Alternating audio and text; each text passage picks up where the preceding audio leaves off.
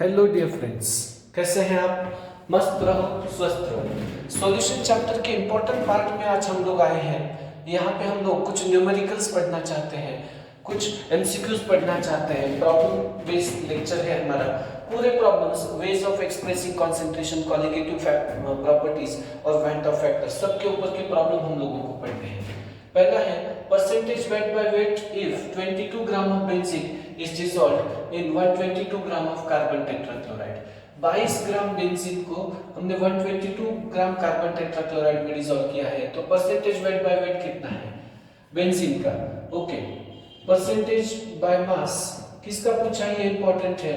Of benzene अगर पूछा है हम लोगों को, तो मास ऑफ बेंजीन, बी मतलब बेंजीन है मान लेते हैं, मास of benzene plus mass of CCl4 solution का mass into 100।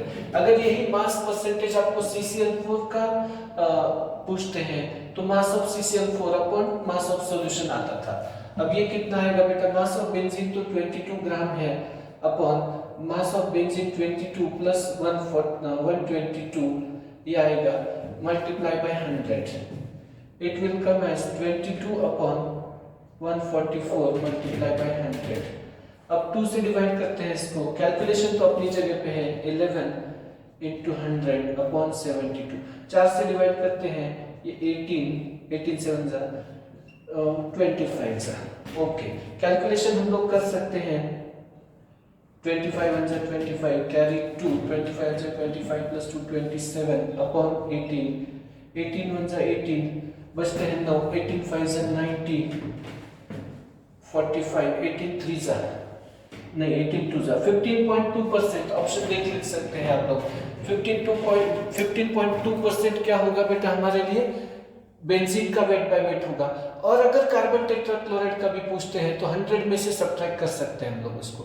You can subtract it from 100। तो बहुत आराम से, आसानी से हम लोग percentage by mass of benzene निकाल सकते हैं। लिख लीजिए इसको बेटा, फटाफट से लिखिए तो आगे बढ़ जाएगा। चलिए नेक्स्ट क्वेश्चन लेते हैं।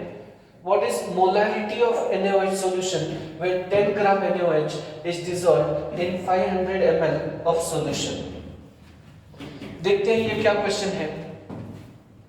Molarity of solution if 10 gram NaOH is dissolved in 500 ml solution। ये प्रश्न है हमारे सामने। Molarity of NaOH if 10 gram NaOH is dissolved in 500 ml solution। How are we going to solve this? Very easy for us। बहुत आसानी से इसको solve कर सकते हैं लोग। देखते हैं कैसे सॉल्व करते हैं।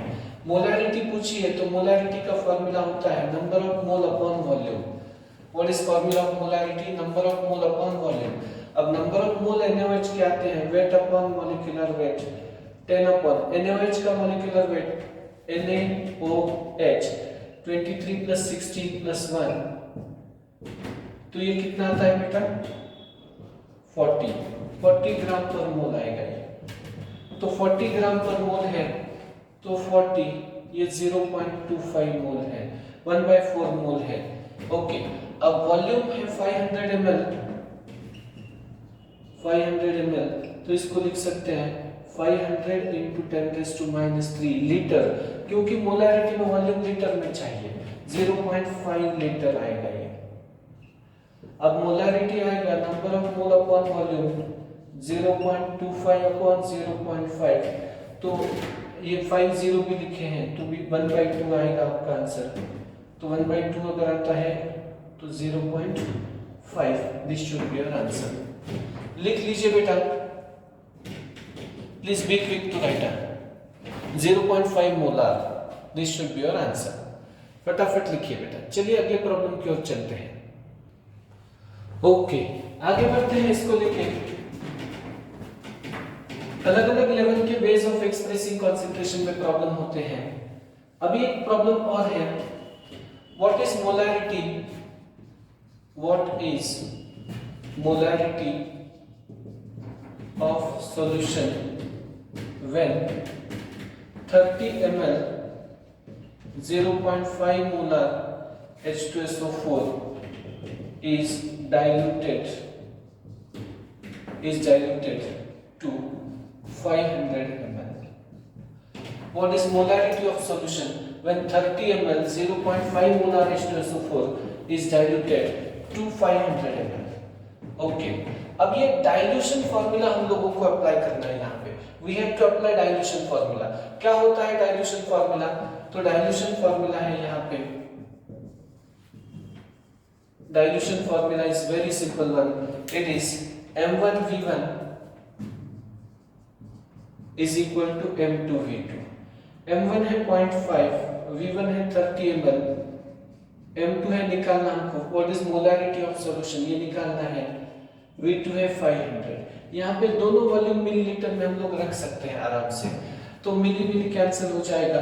M2 हमको चाहिए, M2 will be 0.5 into 30 upon 5 into 100, तो ये आएगा 0.1 यहाँ पे into 0 कैंसिल होगा, 0.1 into 0.3 that will be 0.03 molar। तो dilution answer will B 0.03 molar. लिख लीजिएगा। यहाँ पे और एक प्रॉब्लम हमने अच्छे से सॉल्व कर लिया है, तो ऐसे n नंबर ऑफ क्वेश्चंस हम लोग आराम से सॉल्व कर सकते हैं। We can solve very simple easy problems. Okay, लिख लीजिए बेटा ये जल्दी से फटाफट। ओके, चलिए अगला प्रॉब्लम देते हैं आपको। What is mole fraction of glucose in its 10% wet by wet aqueous solution। क्या प्रॉब्लम है देखिएगा बेटा एक बार। What is mole fraction of glucose in its 10% wet by wet aqueous solution? ये प्रॉब्लम है हमारे लिए। मोल फ्रैक्शन ऑफ ग्लूकोज पूछा है 10% weight by weight aqueous solution में। कैसे पता करेंगे हम लोग, बताते हैं आप लोगों को। Very easy for us to find what is mole fraction of glucose in its 10% weight by weight aqueous solution. Mole fraction पूछा है। अब 10% सॉल्यूशन का मीनिंग आप लोगों को समझना चाहिए। कंसीडर 100 ग्राम ऑफ सॉल्यूशन, तो 10 ग्राम ग्लूकोज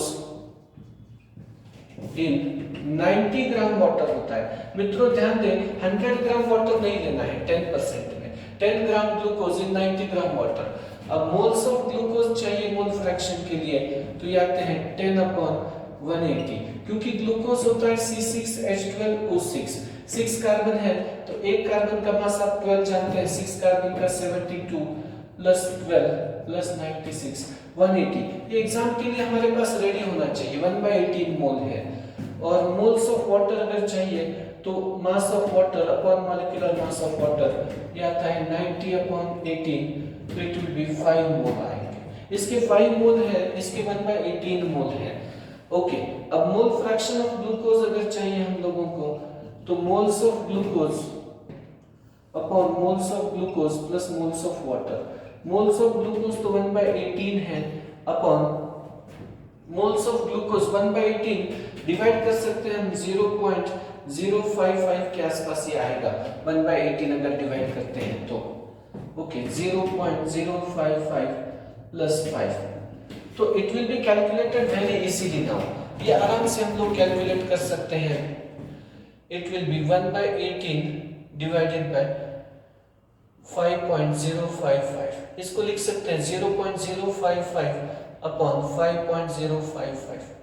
अब ये कैंसिल नहीं होते 0.05, लेकिन 0.01 से भी कम हमारा आंसर आना चाहिए।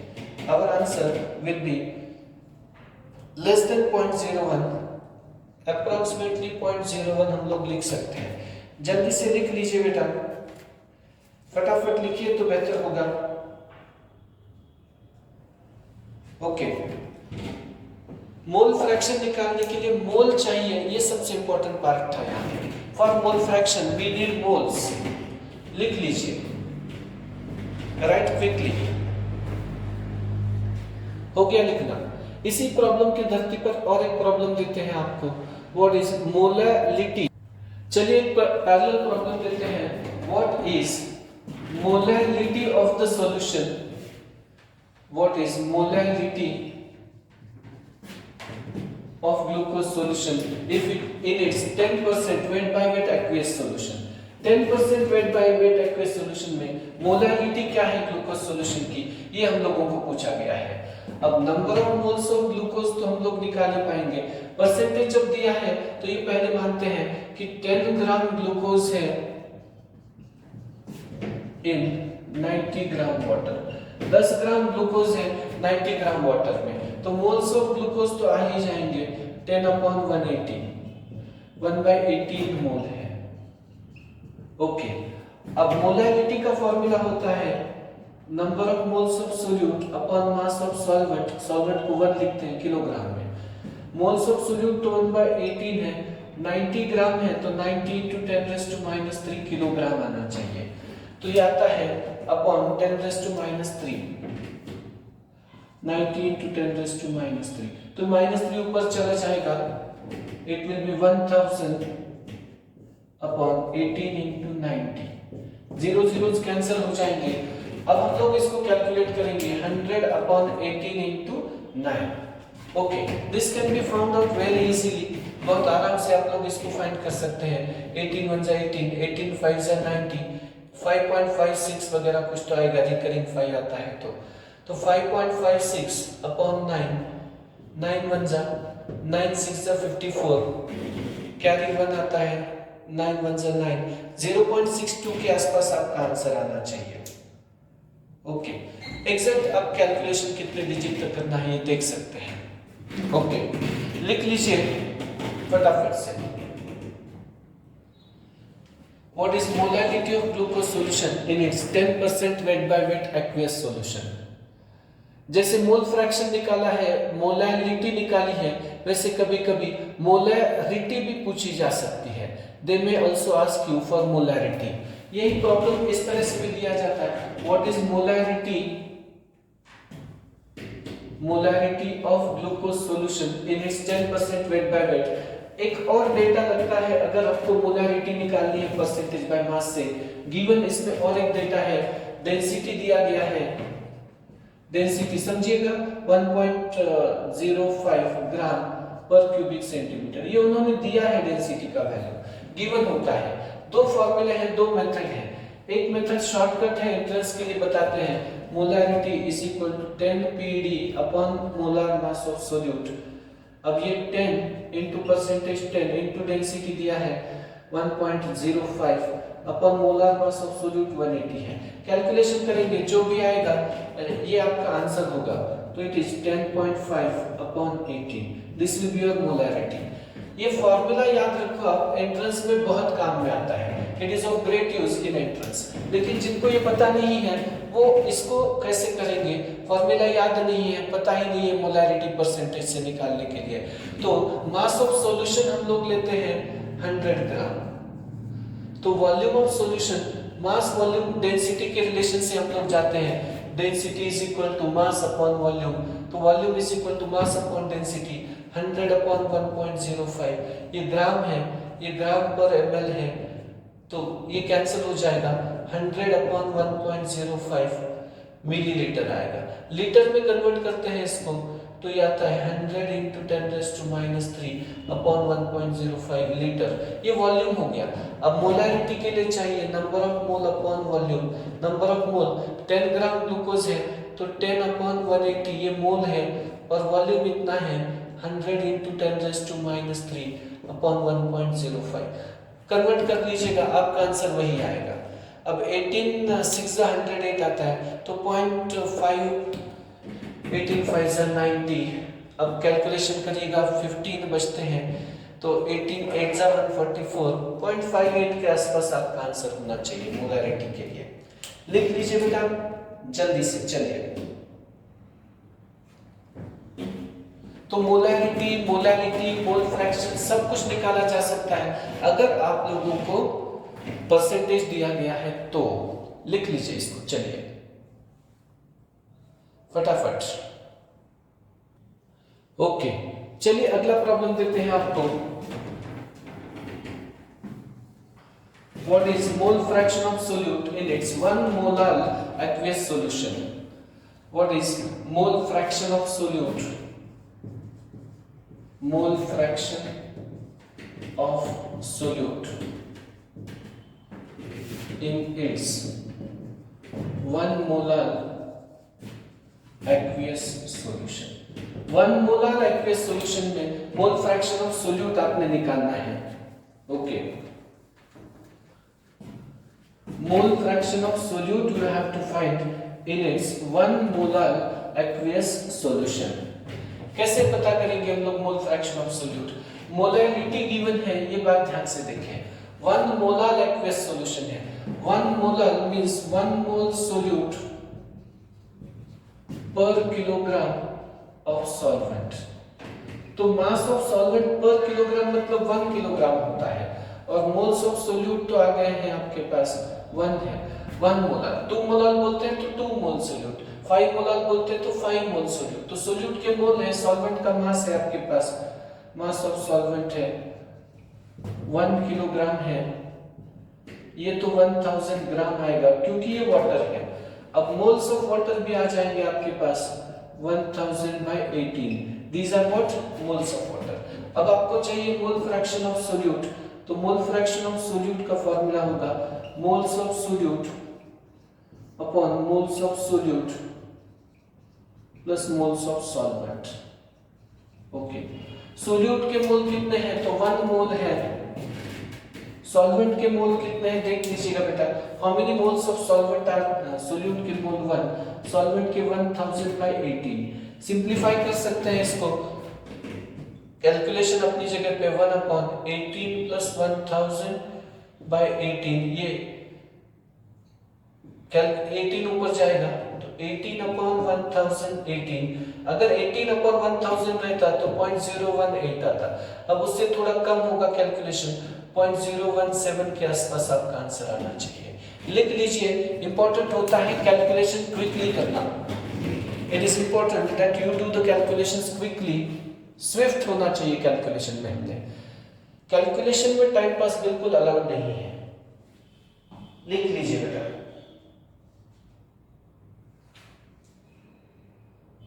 बहुत से टाइप के प्रॉब्लम होते हैं. There are problems of different types. चलिए अगले प्रॉब्लम की ओर जाते हैं. ओके, चलिए एक प्रॉब्लम है हमारे पास.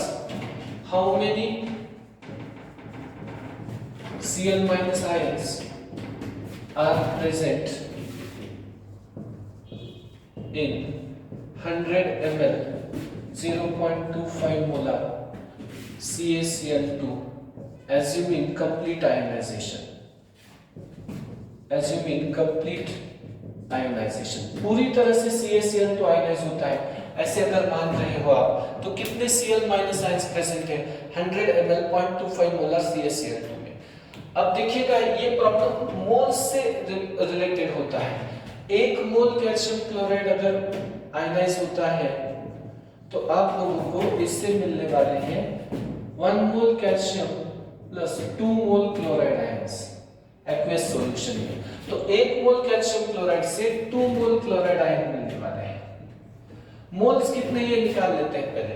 Number of mole is equal to molarity into volume. ये वॉल्यूम लीटर में चाहिए. ये फार्मूला तो बेसिक फार्मूला से है. Molarity is equal to number of mole upon volume. तो कैल्शियम क्लोराइड के मोल्स हमारे पास आ जाएंगे. मोलैरिटी तो है 0.25, वॉल्यूम है 0.1. 100 मिलीलीटर होता है तो 100 into 10⁻³ लीटर हो जाएगा. 0.1 मिलीलीटर का 0.1 लीटर हो जाएगा. तो ये मोल आएंगे 0.025 मोल है. अब moles of chloride ions is equal to 2 into moles of CaCl2. 1 mole में 2 है तो डबल हो जाएंगे moles of chloride ion. 2 into 0.025 that will be, multiply करते हैं तो 0.050 मोल आएंगे.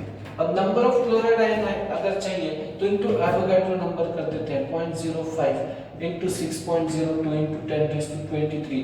ये एक्चुअल क्लोराइड आ जाएंगे. ओके, कैलकुलेशन कर लीजिएगा बेटा आप लोग. 5 6 30 कर देते हैं रफली 6 समझ के. तो ये 30 आ जाएगा 0.30 into 10⁻23 या फिर 3 into 10⁻22. अप्रोक्सीमेटली इतने मोल्स का नंबर ऑफ आयंस आ जाएंगे. अलग अलग ऑप्शन होते हैं, लेकिन ऑप्शन के ऊपर प्रॉब्लम नहीं डिपेंड होता है, प्रॉब्लम तो हमको सॉल्व करना पड़ता है। You need to solve the problem. तो ध्यान से देखें, अच्छे से पढ़ें इसको। ये चैप्टर ही प्रॉब्लम बेस्ड है पूरी तरह से। This chapter is 100% based on problems, numericals. तो ये तैयारी करनी चाहिए हम लोगों ने इसमें। You should be ready for it. Okay, चलिए आगे बढ़ते हैं। Okay, here comes one more question which has maximum depression in freezing point। यही एग्जाम का लेवल है हमारे, तो ये इंपॉर्टेंट है हमारे लिए। Maximum depression in freezing point किसका होगा? हम लोग जानते हैं डिप्रेशन इन फ्रीजिंग पॉइंट ये एक कॉलिगेटिव प्रॉपर्टी है, और कॉलिगेटिव प्रॉपर्टी जो होती है नंबर ऑफ पार्टिकल को डायरेक्टली प्रोपोर्शनल होती है। It is directly proportional to number of particles. इतना ही नहीं, जब हम लोग लिखते हैं नंबर ऑफ पार्टिकल्स तो delta T F is equal to I into M into K F. ये आई मतलब वेंट ऑफ फैक्टर होता है, नंबर ऑफ आयंस होते हैं हर एक सब्सटेंस के। जब लिथियम सल्फेट ब्रेक होगा Li2SO4 तो ये बनाएगा लिथियम प्लस सल्फेट आयंस। तो 2 और 1 कंप्लीट आयनाइजेशन हो गया, तो वेक्टर फैक्टर 3 आएगा। और I इंटू एम अगर जिसका ज्यादा है उसकी कॉलिगेटिव प्रॉपर्टी ज्यादा आएगी। I 3 है इंटू मोलैरिटी या मोलैरिटी अप्रॉक्स इक्वल समझते हैं यहाँ पे, मोलैरिटी भी समझा तो बहुत फर्क नहीं पड़ने वाला है। 0.5 प्रॉब्लम सॉल्विंग के लिए 1.5 आया है। यहाँ पे NaCl जब ब्रेक होता है पानी में तो ये Na प्लस और Cl माइनस, 1 और 1 देता है तो 2 पार्टिकल देता है। तो वेक्टर फैक्टर I 2 समझा जाता है 100% आयनाइजेशन के लिए। 2 इंटू 1 दैट इज 2। इसके लिए सोचते हैं एल्यूमिनियम सल्फेट जब पानी में ब्रेक होगा तो ये 2 एल्यूमिनियम आयन बनाएगा और 3 सल्फेट आयन बनेगा। ये 2 प्लस 3 दैट इज 5 इंटू इसके नंबर ऑफ आयन 5 है इंटू मोलैरिटी। सिर्फ नंबर ऑफ आयन या सिंपल मोलैरिटी नहीं, दोनों का प्रोडक्ट हम लोगों को सोचना पड़ता है। 0.5 दैट इज 2.5। और याद रखते हैं ये बेरियम क्लोराइड जो है ये ब्रेक होगा। कैसे ब्रेक होगा बेरियम क्लोराइड?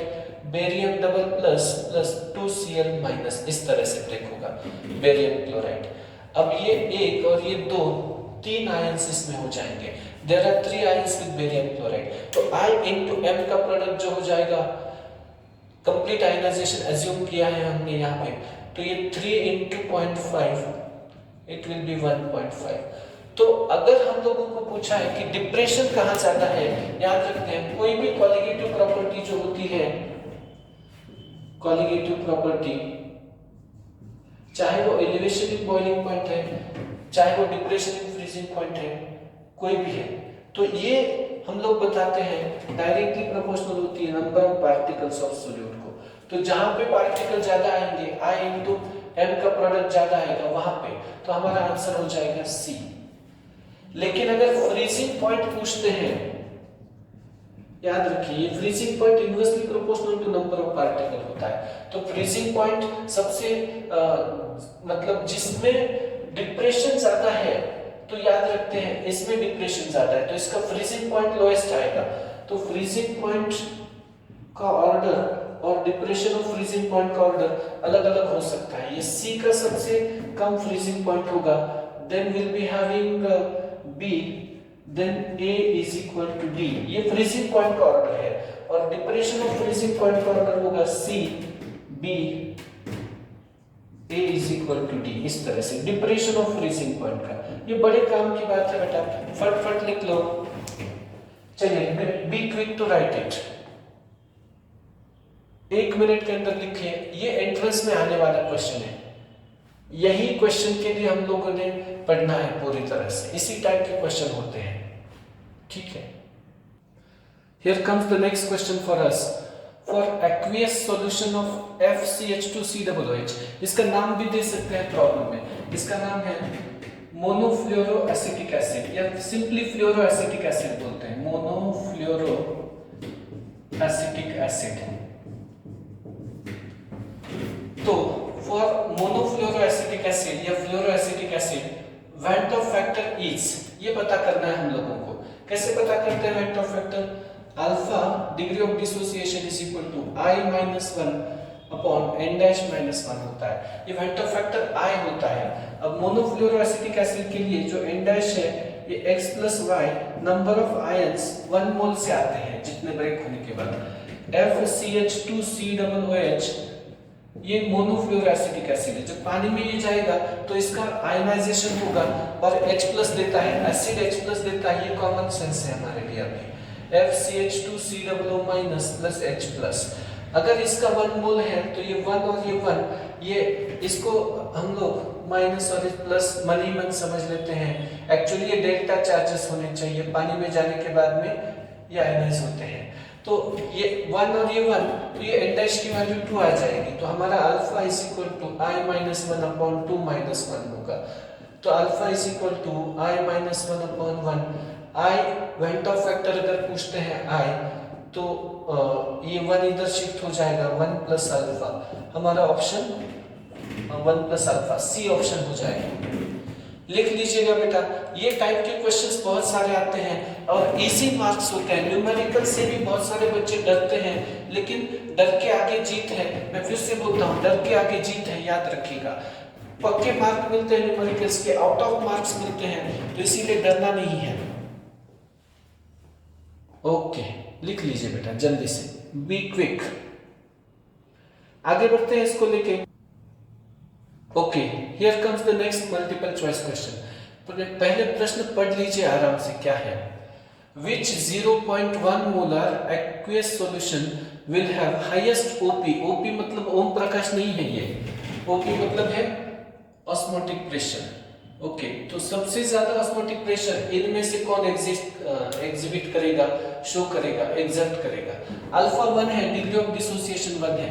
मैंने आपको बताया है ऑस्मोटिक प्रेशर एक कॉलिगेटिव प्रॉपर्टी है और pi is equal to ICRT है।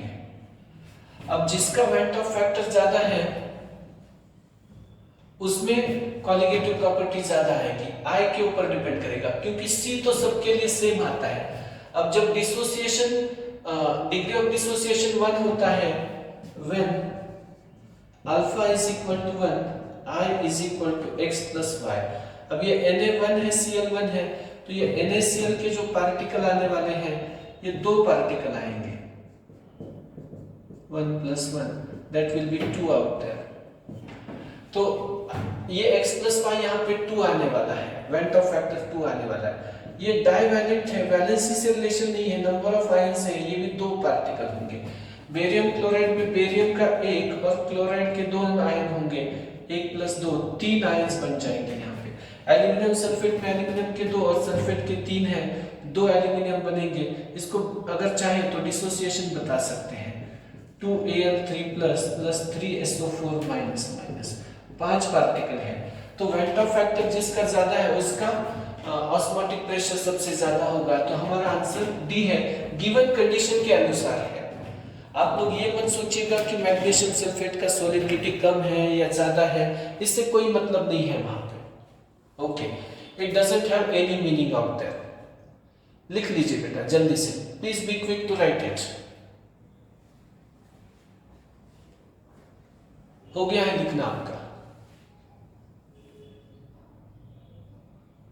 Okay, write fast, try to understand how we have solved. कैसे सॉल्व किया है ये समझें और प्रॉब्लम्स को जरूर करें। बहुत सारे बच्चे प्रॉब्लम निगलेक्ट कर देते हैं, लेकिन ये चैप्टर पूरी तरह से प्रॉब्लम का है, न्यूमेरिकल्स बेस्ड क्वेश्चन होते हैं इसमें।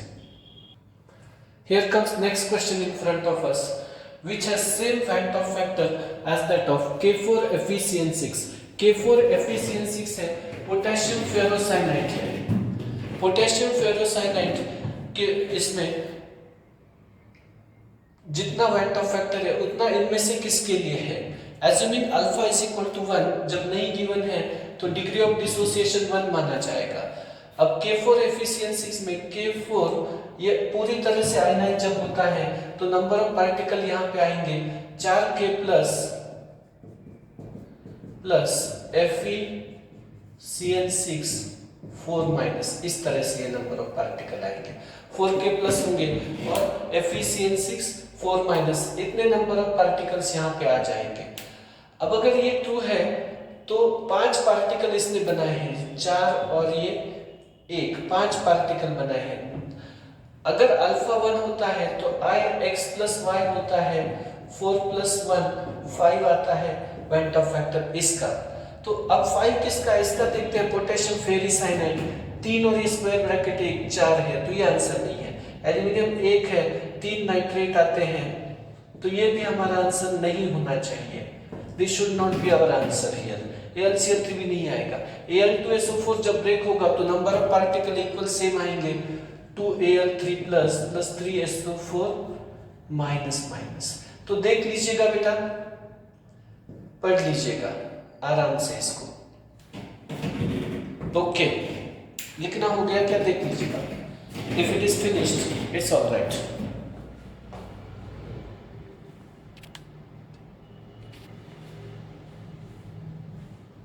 ओके, आगे बढ़ते हैं नए क्वेश्चन के साथ। Here comes the next question for us. A solute forms pentamer. What is Van't factor if alpha is 1? Pentamer बनाता है, ये association का condition है बेटा। It is the condition for association of solute.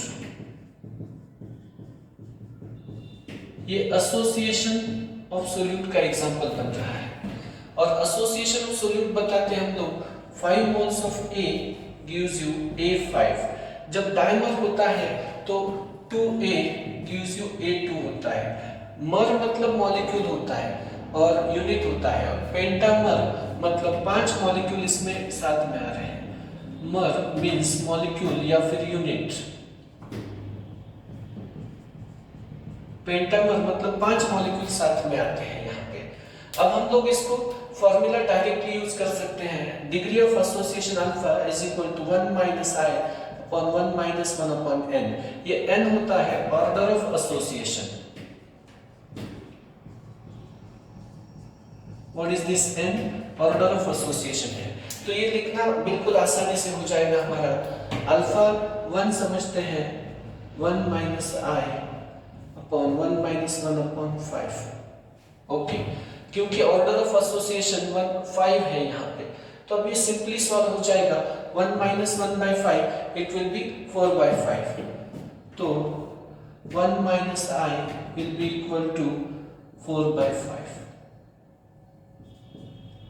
तो आई इधर लेके जाएंगे तो 1 माइनस 4 बाई 5 आएगा, तो 1 बाई 5 फिर से, तो it will be 0.2। This will be your vector factor I 0.2।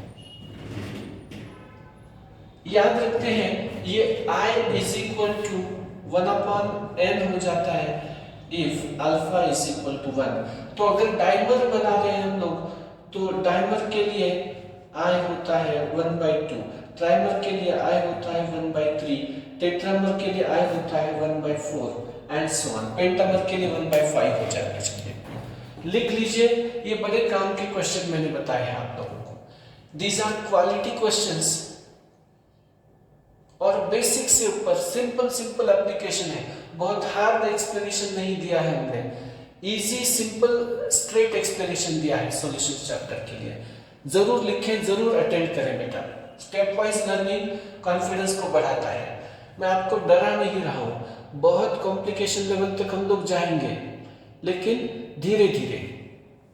Okay, ये स्टेप्स लेना बहुत आवश्यक है हमारे लिए, अति आवश्यक है। Here comes the next multiple choice question with us.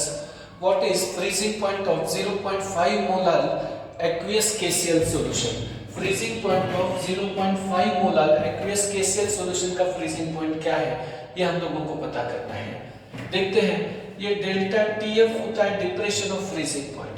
ये डायरेक्टली प्रोपोर्शनल टू मोलैरिटी होता है, और हम लोग लिखते हैं delta TF is equal to KF into M। Non electrolyte के लिए होता है, ये थ्योरेटिकल होता है, कैलकुलेटेड होता है। Delta TF is equal to I into KF into M होगा। ये किसके लिए होगा बेटा? इलेक्ट्रोलाइट। जैसे KCl जैसे इलेक्ट्रोलाइट पानी में ब्रेक होंगे तो K प्लस और Cl माइनस होंगे। स्ट्रॉन्ग इलेक्ट्रोलाइट है तो अल्फा 1 होता है डिग्री ऑफ डिसोसिएशन, अल्फा 1 होता है तो van't Hoff factor x plus y आता है डायरेक्टली, ये x मतलब कैटायन, y मतलब एनायन, 1 प्लस 1, यहाँ पे तो 2 आएगा वेट ऑफ फैक्टर, तो वेट ऑफ फैक्टर 2 आएगा इनटू 1.86 इसका kf है। वाटर का molar depression constant, cryoscopic constant 1.86 है, मोलारिटी 0.5 है, तो आपका आंसर आएगा 1.86, क्योंकि ये 1 हो जाएगा 1.86। लेकिन ये हमारा फाइनल आंसर नहीं है, फ्रीजिंग पॉइंट पूछा है। अब फ्रीजिंग पॉइंट डिप्रेशन इतना आया है, ये T0 माइनस TS इतना आया है। अगर आप लोग TS चाहते हैं तो T0 minus 1.86, you have to write T0 minus 1.86। अब हम लोगों को ये समझ में आना चाहिए बेटा यहाँ पे कि यूनिट कौन सा दिया है प्रॉब्लम में। अगर ये केल्विन में देते हैं तो TS will be 370, freezing point है 273.15 माइनस 1.86, कैलकुलेशन कर सकते हैं आप लोग। या फिर डिग्री सेल्सियस में देते हैं तो TS is equal to 0 minus freezing point of water 0 degree Celsius, solvent का फ्रीजिंग पॉइंट होता है माइनस 1.86, तो ये माइनस 1.86 डिग्री सेल्सियस आएगा। केल्विन में करते हैं तो देखते हैं 15 minus 6 will be 9, 10 minus 8 will be 2, 3 minus 2 will be 1, 271.29 इतना केल्विन आपका आंसर आ जाएगा। ओके, लिख लीजिए बेटा जल्दी से, कैलकुलेशन अपनी जगह पे करने आनी चाहिए हम लोगों को, फटाफट लिखें। तो थोड़ा ध्यान रहे कि फ्रीजिंग पॉइंट पूछा है या फ्रीजिंग पॉइंट का डिप्रेशन पूछा है, देखना चाहिए। फ्रीजिंग पॉइंट पूछा है, डिप्रेशन पूछते तो 1.86 आंसर करेक्ट था, लेकिन फ्रीजिंग पॉइंट पूछा है माइनस 1.86 आना चाहिए। Okay, here comes the next question for us. Relation between osmotic pressure when 10 gram each of glucose, urea and sucrose is dissolved to get 250 ml solution. हम लोग ये जानते हैं बेटा कि ऑस्मोटिक प्रेशर का रिलेशन पूछा गया है यहाँ पे। What is this osmotic pressure? Mass same है, लेकिन कॉन्सेप्ट ऑस्मोटिक प्रेशर जो होता है ये डायरेक्टली प्रोपोर्शनल होता है मोलर कॉन्सेंट्रेशन को, और मोलर कॉन्सेंट्रेशन ये डिपेंड करता है number of mole upon volume. अब वॉल्यूम सेम है तो नंबर ऑफ मोल के ऊपर डिपेंड करेगा, लेकिन नंबर ऑफ मोल जो होते हैं वेट अपॉन मॉलिक्यूलर वेट होते हैं। अगर वेट सेम है तो osmotic pressure is inversely proportional to molecular weight of solute, ये आएगा। अब हमारे पास ग्लूकोज है, ग्लूकोज C6H12O6 होता है और इसका मॉलिक्यूलर वेट 180 ग्राम पर मोल आता है ग्लूकोज। यूरिया है NH2CONH2, 2 नाइट्रोजन है 28, 4 हाइड्रोजन 4 है, कार्बन 12 है और ऑक्सीजन 16 है। एटॉमिक मासेस का एडिशन कर लीजिएगा 60 ग्राम पर मोल आता है। और सुक्रोज होता है C12H22O11, तो ये मॉलिक्यूलर मास आता है 342। ये एंट्रेंस के लिए रेडी रेकनर डेटा की तरह होना चाहिए हमारे पास। ओके, C6H12O6, यूरिया और सुक्रोज इनके लिए बताते हैं। अब हम लोगों को चाहिए कि मॉलिक्यूलर वेट का जो जिसका कम है उसमें नंबर ऑफ मोल ज्यादा आएंगे और उसमें ऑस्मोटिक प्रेशर ज्यादा होगा, तो pi urea will be more than pi glucose and it will be pi sucrose. तो ये सिंपल सा डेटा है, याद रख लीजिएगा, लिख लीजिएगा बेटा इसको। क्वालिटी क्वेश्चंस हैं, एंट्रेंस के लिए मस्ट है, यूजफुल है।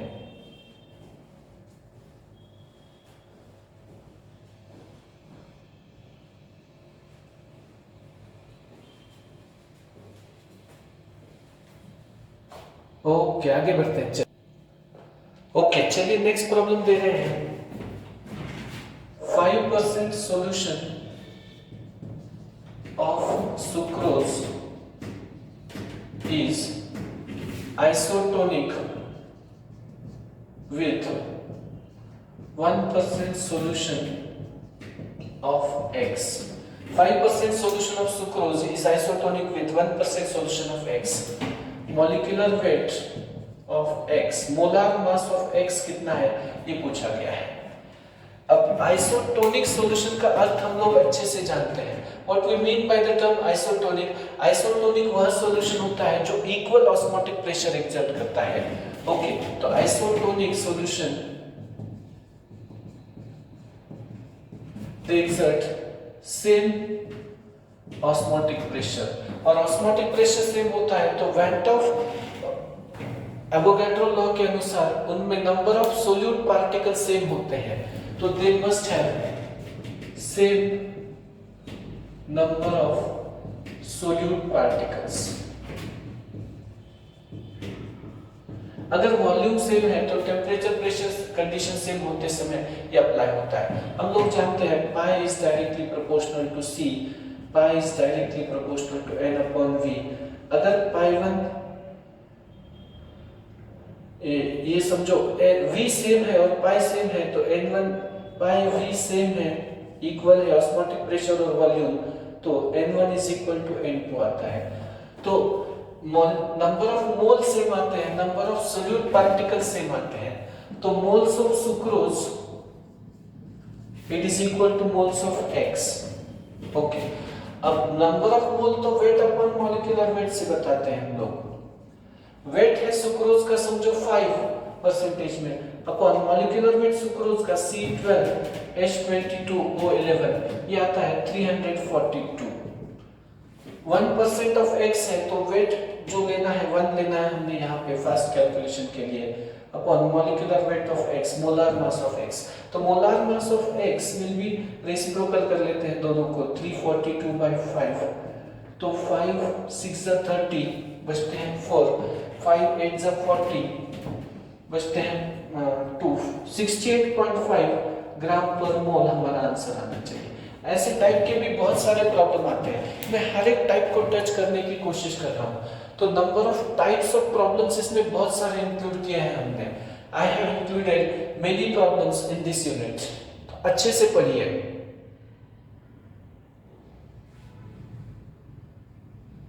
Okay, here comes the next question. Molarity of 0.2 normal H2SO4 is how much. हम लोग रिलेशन तो जानते हैं, ऑप्शन की आवश्यकता नहीं है। Normality is equal to basicity या n factor multiply by molarity.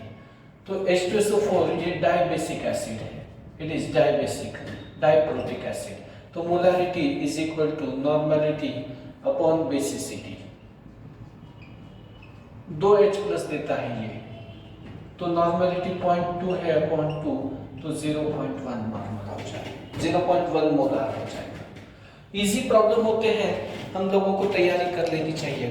ऐसे प्रॉब्लम भी आते हैं कभी कभी एग्जाम में, लिख लीजिए फटाफट। Here comes the next question for us. Vapour pressure of pure A is 450 and pure B is 700 millimetre mercury. mm होना चाहिए, millimetre mercury. Okay, at 350 Kelvin, what is composition of liquid mixture if P total is 600 millimeter mercury pressure? अब ये Rawls law का problem है, और Rawls law में हम लोग जानते हैं P total is equal to partial pressure of A plus partial pressure of B होता है। अब P total तो हमको दिया है 600, partial pressure of A होता है P naught A into chi A plus P naught B into chi B। Chi B and chi A are mole fraction of A and B in the liquid mixture। अब ये 600 is equal to P naught A तो हमको दिया है 450 into chi A, समझो chi A ही रहते हैं as it is। chi A का नोन में लाते हैं, P naught B 700 है, इसको 1 minus chi A लिखते हैं, क्योंकि हम लोग जानते हैं sum of all mole fractions is 1। सभी मोल फ्रैक्शन का एडिशन कितना होता है? 1 होता है। chi A plus chi B is equal to 1 आता है, तो ये बिल्कुल सिंपली सॉल्व होगा। 600 is equal to 450 chi A plus 700 minus 700 chi A, इस तरह से हो जाएगा ये। अब सिंप्लीफाई करते हैं ये माइनस 250 chi A रहेगा इसी साइड में, इधर 100 रहेगा, तो 100 minus 100 will be minus 250 of chi A, तो chi A विल बी 0.4 आ जाएगा। इसी तरह से chi B आ जाएगा 1 minus chi A 0.6, chi A plus chi B 1 होता है, याद रखते हैं। ये कंपोजिशन हो गया है लिक्विड मिक्सचर का। अब कभी कभी थोड़ा सा एडवांस लेवल में जाते हैं और ये पूछते हैं what is composition of vapour phase, what is composition of vapour phase. Vapour phase का कंपोजिशन मतलब अगर हम लोग मिक्सचर लिया है यहाँ पे हमने, तो सॉल्यूशन में चलता है सॉल्यूशन वाला लॉ, राउल्स लॉ इधर चलता है,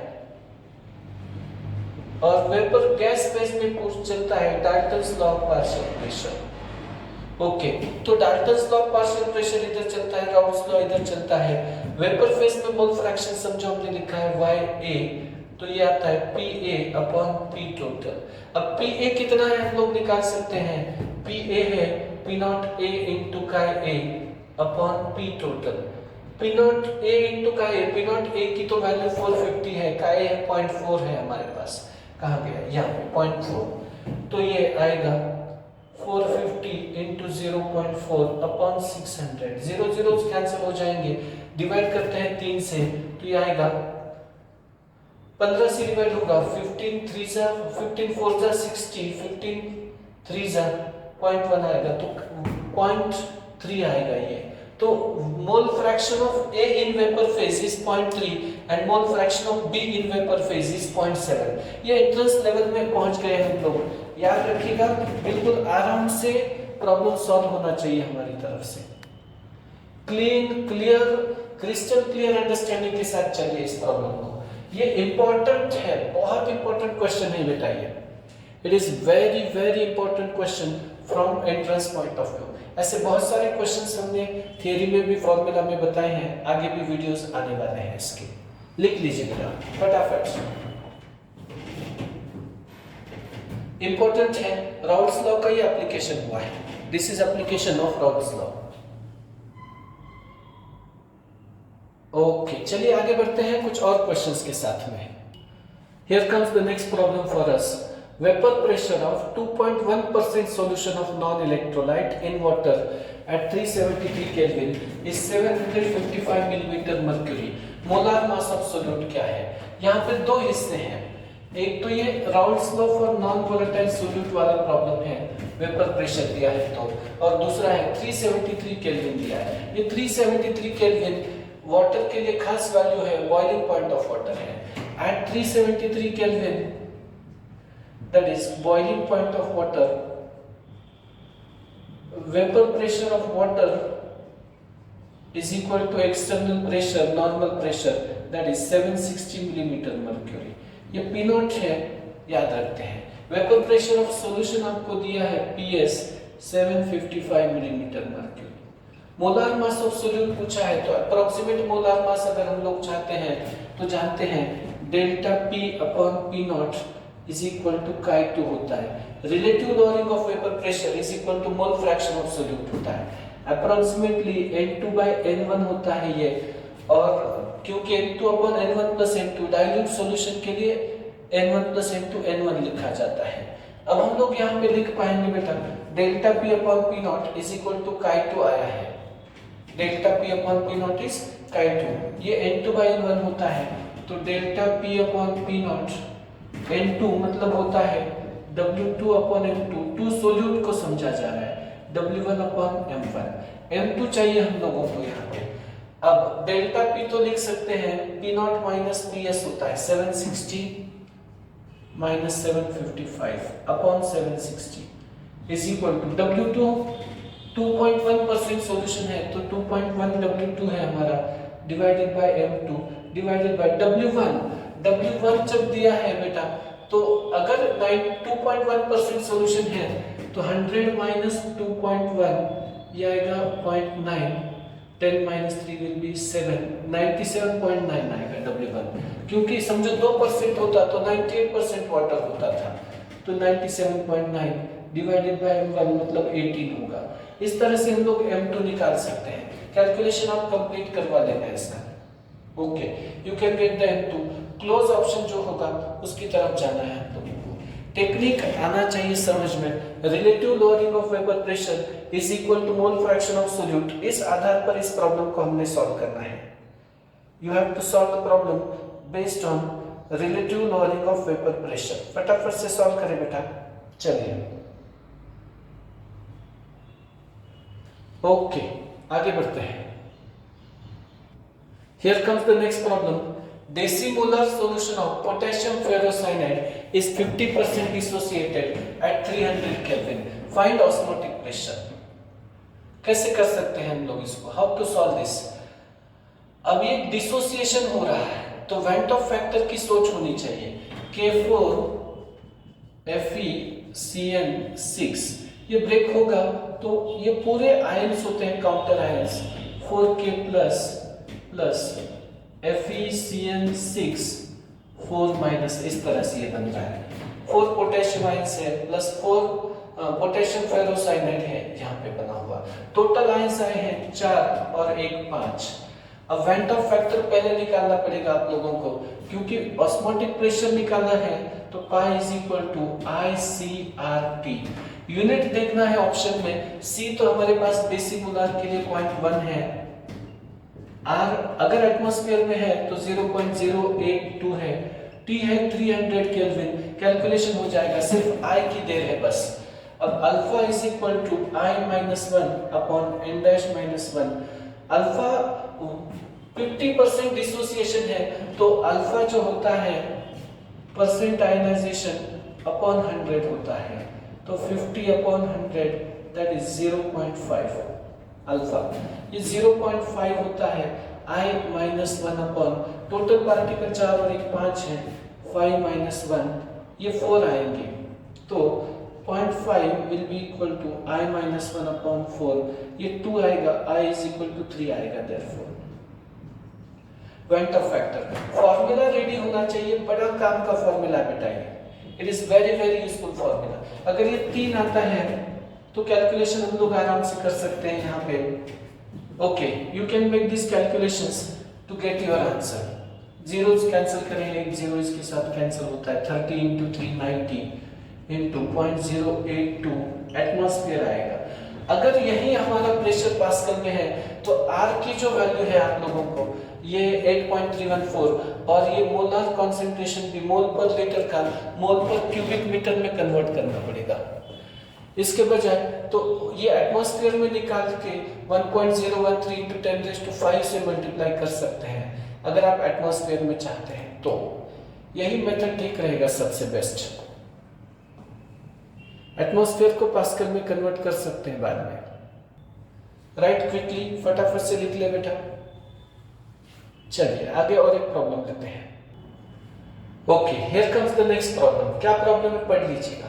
0.01 molar K3 FeCN6 has freezing point -0.062 degree Celsius. Calculate percentage ionization. इसमें परसेंटेज आयनाइजेशन आपने निकालना है। कैसे निकालते हैं बताते हैं आप लोगों को।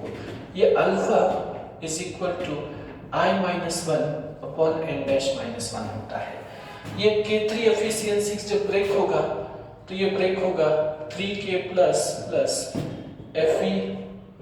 FeCN6 3 माइनस, ये काउंटर आयन पूरे मिलते हैं तो ये 3 और 1 4 होता है, n' का वैल्यू 4-1।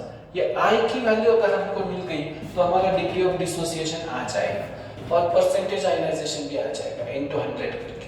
लेकिन I कैसे निकालेंगे, तो ये van't Hoff factor I is equal to delta TF जो ऑब्जर्व्ड है अपॉन डेल्टा TF थ्योरेटिकल होता है।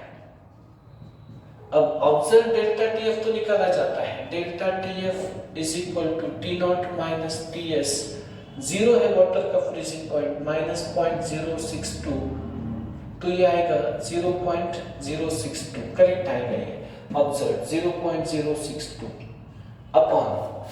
अब डेल्टा TF थ्योरेटिकल जो होता है ये कैलकुलेशन से निकालते हैं KF into M।